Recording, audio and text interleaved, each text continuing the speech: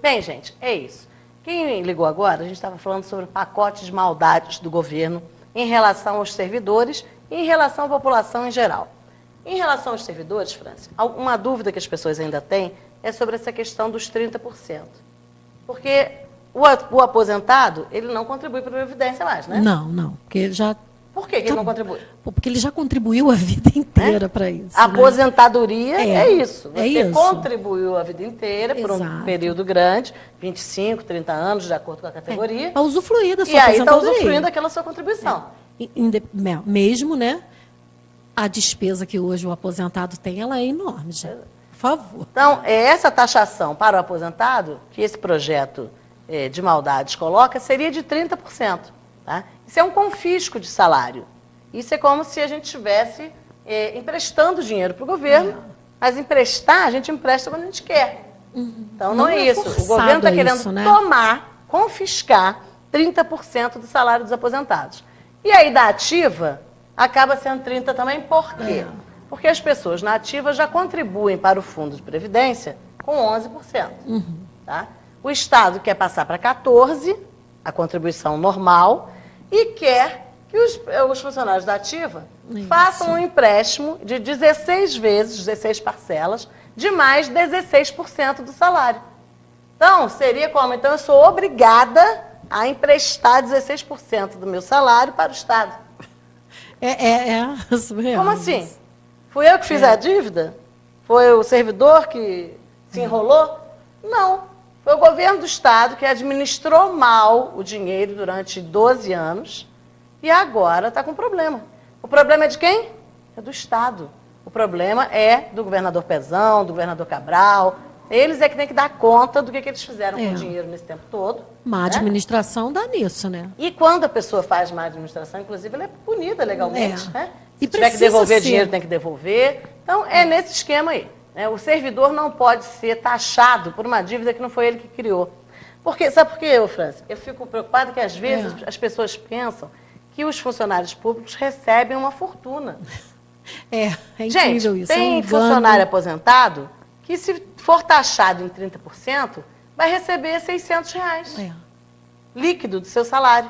Nossa. E quem vai abaixo do salário mínimo. E como é que a pessoa vive com isso?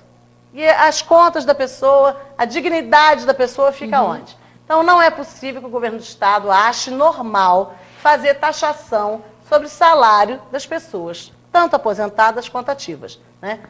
As pessoas não têm que contribuir para pagar a conta dos outros. As pessoas têm que fazer a contribuição previdenciária e pronto, é isso. Né? Não tem que ter essa sobretaxa. Um empréstimo compulsório que você não pode escolher se quer ou não.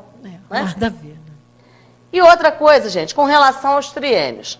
A Justiça também já se colocou como havendo inconstitucionalidade nessa questão também. Porque o triênio, ele é um direito adquirido, as pessoas também trabalharam, isso faz parte de uma lei. Né? Então, isso prevê o que lá na Justiça eles chamam de presunção de direito. A pessoa trabalhou, a lei dizia que ela tem esse direito, então, não pode chegar e tirar do nada isso. Porque o funcionário público não tem fundo de garantia. E isso tem que ficar bem claro. Porque você não tem que considerar o triênio do servidor público como uma vantagem. Porque ele não é uma vantagem. Porque, na realidade, qual o servidor público que tem carteira assinada e fundo de garantia? Sim. Ele só tem a estabilidade, mas não tem nenhuma garantia, nenhum centavo a mais que ele vai receber depois na aposentadoria, além do seu salário. Além daquilo que ele conquistou através do seu plano de carreira ou do Estatuto do Servidor. Porque tem que ter alguma compensação. Para mexer em qualquer item desses, tem que se mexer primeiro no Estatuto, primeiro no plano de carreira. E isso não é assim, da vontade do Executivo que está sem dinheiro. O Executivo que está sem dinheiro tem que tomar primeiro as medidas que a gente sempre fala. Isso tem que ser a nível federal, estadual e municipal. Está sem dinheiro? Vamos cortar os cargos em comissão, vamos cortar as funções gratificadas, né? Diminuir seu próprio salário, diminuir o salário do deputado, né? Tudo isso vereador, antes de mexer com a vida do trabalhador, né? Ministro, todo mundo tem que contribuir para que essa questão seja resolvida, né? E não atacar o assalariado. Exatamente. E fique bem claro que quando a gente diz a vida do trabalhador, todos nós somos trabalhadores. Não estamos dizendo que quem tem uma função ou um cargo comissionado não seja um trabalhador. Mas a realidade, à vista do empregador, o trabalhador vai ser sempre aquele que tem menos vantagem em qualquer coisa. Sim. E fora, né, no serviço público, a garantia tem que ser do concursado. As pessoas que Exatamente. estão temporariamente, elas estão sujeitas a isso. Você só pode ter um temporário se o seu orçamento permitir. Se o seu orçamento não permite, então você não tenha esses Exatamente, temporários. Né? Então, o que a gente coloca é isso. É impossível que uma categoria inteira, ou que um conjunto de servidores, né? Porque a gente não está falando mais sobre a categoria da educação. Não. Está falando sobre os policiais, sobre os bombeiros, sobre os médicos, enfermeiros, né? Todos os servidores, pessoal da justiça, todos os servidores estão passando por essa situação de incerteza. Quando recebe, se tem décimo, se não tem. Quer dizer, o 13º agora ficou até em segundo plano, porque as pessoas querem saber primeiro se elas têm garantia do seu salário. Né? Olha a que ponto nós chegamos, né? Então, a notícia que a gente tem sobre o salário desse mês é que ele começa a ser pago na segunda-feira, dia 14, e no decorrer até o dia 16. Então, a gente ainda tem que ficar nisso, né? Que dia que paga, que dia que não paga. Nós temos na FASP ações em que nós somos amigos da corte, que estamos embutidos na ação, e temos agora ação própria também para exigir que a prioridade dos pagamentos seja sempre o cumprimento da folha dos servidores. Não só da educação, mas de todos os servidores. Que é o correto, né, Rose? É o correto porque como a pessoa vai sobreviver sem seu salário? Não tem nem condição. Eu fiquei olhando ontem o fato de tanto desespero de cada profissional que estava ontem cercando aquela LERJ e que entraram. Mas é isso mesmo. Então, algumas pessoas, inclusive, começaram a dizer que eles estão errados de entrar, de quebrar. Mas o que está mais errado? Ninguém tem que incentivar nenhum tipo de violência. Nós somos contra isso de qualquer maneira. Mas o que pesa mais na balança?